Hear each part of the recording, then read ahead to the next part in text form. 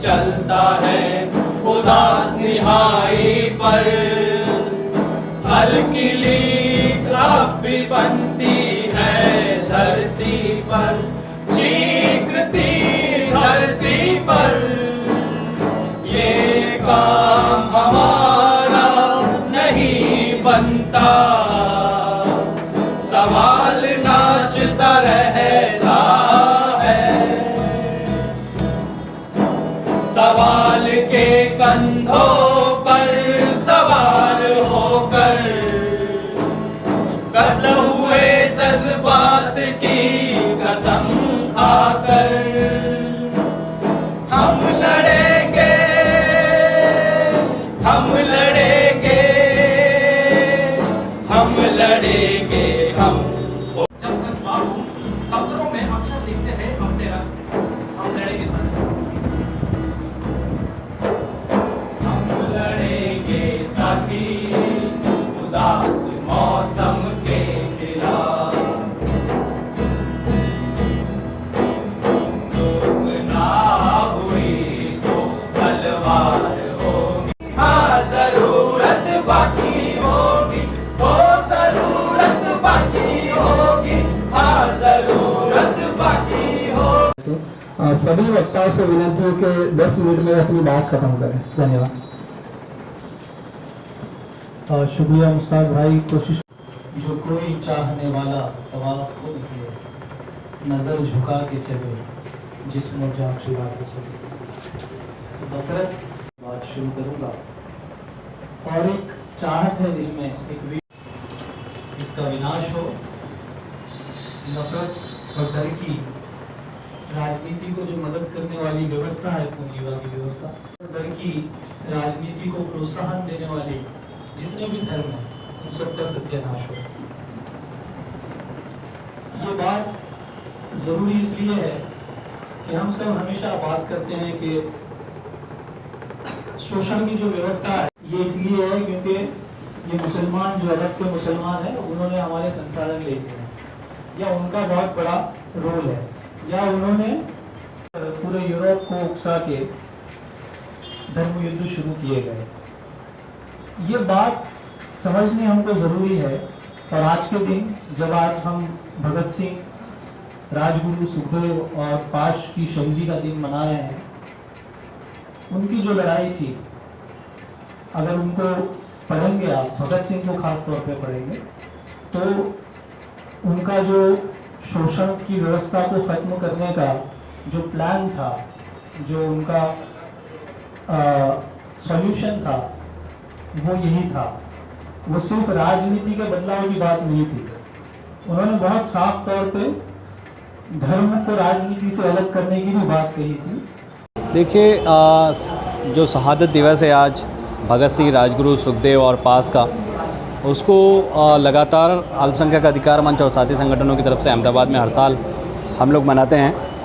और आज के दिन पे ख़ास ज़रूरत इसलिए हम मेन मुद्दों से भटका कर, क्योंकि हम ये स्पष्ट तौर से मानते हैं कि भगत सिंह के राष्ट्रवाद और आज के दौर पे जो सत्ता में बैठे हुए हैं, उनके राष्ट्रवाद में ज़मीन आसमान का फ़र्क था।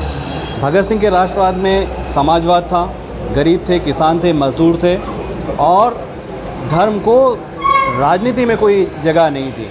लेकिन आज जो मौजूदा सत्ता पक्ष में बैठे हुए लोग हैं, उनका जो राष्ट्रवाद है, उनके लिए अदानी, अंबानी, टाटा केंद्र में है, उनके लिए धर्म केंद्र में है, उनके लिए मंदिर केंद्र में है, उनके लिए मज़दूर मर रहा है, उनके लिए कोई अहमियत नहीं है, किसान मर रहा है, उनके लिए कोई अहमियत नहीं है। वो ये कभी नहीं चाहते हैं कि देश की जो राजनीति है वो उन मुद्दों पे बात करती हो कि जहाँ पर ये बात हो कि भाई किसान को जो है उसका फसल बर्बाद ना हो, उसके सरकार क्या काम करेगी, रोज़गार कैसे डेवलपमेंट होगा।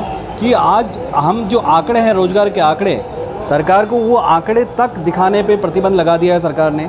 जो एजेंसी रोज़गार के आंकड़े दिखाती थी, उसके 2 अधिकारियों ने, 2 बड़े प्रोफेसर ने उन आंकड़ों को प्रसिद्ध नहीं करने के एवज में राजीनामा दे दिया। क्यों? क्योंकि जो देश में रोज़गार के आंकड़ों पे काम करती संस्था है, उसने कहा है कि हमने बहुत डर डर के भी जो आंकड़े दिए हैं वो भी 7.3% है, जो पिछले 45 साल में जब से रोज़गार के आंकड़े दिए जाने लगे हैं उनमें ये सबसे ज़्यादा है। हम ये बिल्कुल मानते हैं कि भगत सिंह के राष्ट्रवाद, क्योंकि भगत सिंह का जो राष्ट्रवाद था वो समाजवाद की बुनियाद पे था। समाजवाद की बुनियाद में जब हम कहते हैं तो हम ये कहते हैं कि धर्म को जो है वो राजनीति से दूर होना चाहिए। धर्म का राजनीति में कोई दखल नहीं हो सकता है। धर्म सभी की निजी बात हो सकती है, लेकिन मौजूदा सत्ता पक्ष कहता है कि नहीं, धर्म हमारा सबसे पहला होगा। भावनाएं, धर्म की धार्मिक भावनाओं पे हम देश के मुद्दे और अदालतें डिसीजन देंगी। तो इसीलिए हम ये मानते हैं कि आज के दिन पे भगत सिंह का जो राष्ट्रवाद है वो कहीं ना कहीं लागू होना चाहिए, और मौजूदा सत्ता पक्ष का जो राष्ट्रवाद है उसके खिलाफ लोगों को एकजुट होकर खड़े होना चाहिए। इसीलिए आज पूरे देश में ये तय किया गया था कि भगत सिंह को याद करते करते हम ये भी कहेंगे कि देश हमारा है, मुद्दे हमारे होंगे और वोट भी हमारा है। तो जो हमारे मुद्दों पे बात करेगा वोट भी उन्हीं को जाएगा, और हम वैसी ही ताकतों को जो हमारे मुद्दों पे बात नहीं करती उनको हम सत्ता से उखाड़ फेंकेंगे।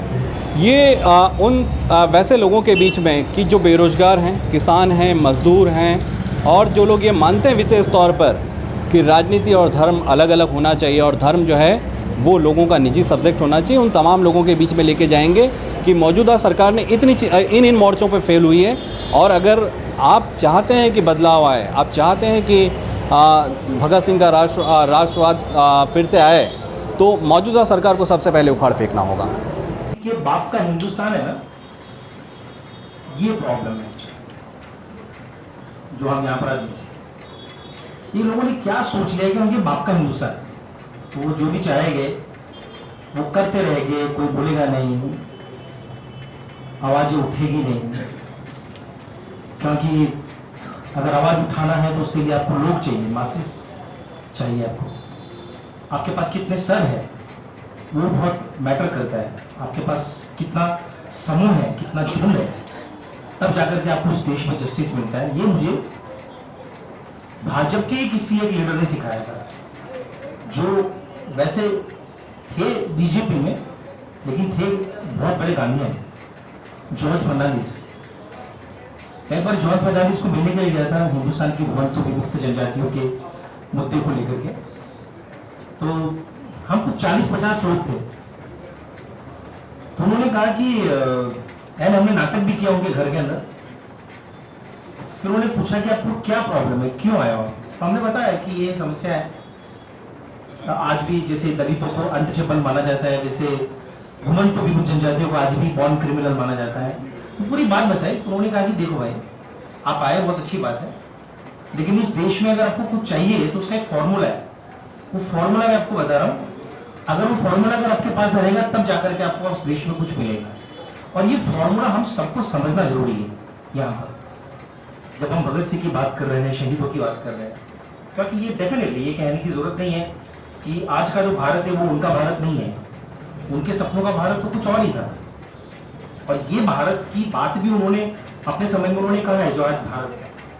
उन्होंने ये कहा कि अगर आप कह रहे कि आप जन्मजात गुनहगार आपको मानते हैं, पुलिस कभी भी आपको परेशान करती है, तो उन्होंने कहा कितनी आपकी पॉपुलेशन है? अगर 6 करोड़ लोग हो गए, तो उन्होंने कहा कि अगर 50 लाख लोग अगर पूरे देश में से आवाज मारते हैं, दिल्ली आ जाते हैं, तो बोले मेरा जो चौकीदार है, आपकी आवाज मेरे चौकीदार तक पहुंचे। लेकिन अगर 1 करोड़ लोग अगर आप आवाज मारते हैं, रोते हैं, बिलखते हैं, तब मेरा चौकीदार आपसे चिट्ठी लेगा कि आपकी प्रॉब्लम क्या है। ये प्रिसाइज शब्द है, यानी मैं वो पत्थर पे कैसे अंकित हो जाते हैं, ऐसे अंकित हो गए ये सारे उसके जो वाक्य है। फिर उन्होंने कहा कि अगर आप 1.5 करोड़ लोग पूरे देश में से हल्ला करते हैं, सड़कें रोकते हैं, आप रेल रोक देते हैं आप, तब मेरा जो दरबार है, मेरा जो सिक्योरिटी मैन है, वो चिट्ठी लेकर के मेरे पास आएगा और मेरे टेबल पे रखेगा, लेकिन मैं पढ़ूंगा। लेकिन अगर आप 2 करोड़ 2.5 करोड़ लोग अगर चिल्लाते हो तो मैं चिट्ठी पढ़ूंगा, लेकिन मैं कुछ करूंगा नहीं, सोचूंगा, एक्शन नहीं लूंगा, पढ़ूंगा लेकिन मैं सोचूंगा नहीं। लेकिन आप कह रहे कि मैं अगर 6 करोड़ लोग हैं इस देश में, तो 4-4.5 करोड़ लोग अगर एक साथ में आते हो और पूरे देश को डिस्टर्ब करते हो, यहां वहां सब तोड़ फोड़ करते हो, अपनी ताकत बताते हो, तब जाकर के मैं आपके मुद्दों को लेकर के मैं कुछ करूंगा। दिखता बहुत अच्छा है ये बुलेटिन पर। उसमें ये कहा है कि मैं थोड़ी टेक्निकल बात पे जाता हूँ कि 300 किलोमीटर की स्पीड से गाड़ी चलती है। अब इस वक्त दुनिया में जो टेक्नोलॉजी अवेलेबल है वो ये है कि 300 की स्पीड लाने तक कुछ 7 या 8 स्टेशन खुलेंगे बुलेट ट्रेन, और इन स्टेशन के बीच में 80 से 90 किलोमीटर का डिस्टेंस है। तो बुलेट ट्रेन कभी भी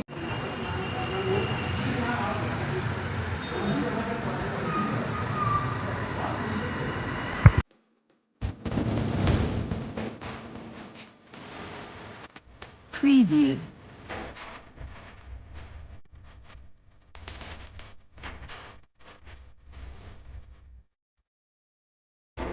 Preview.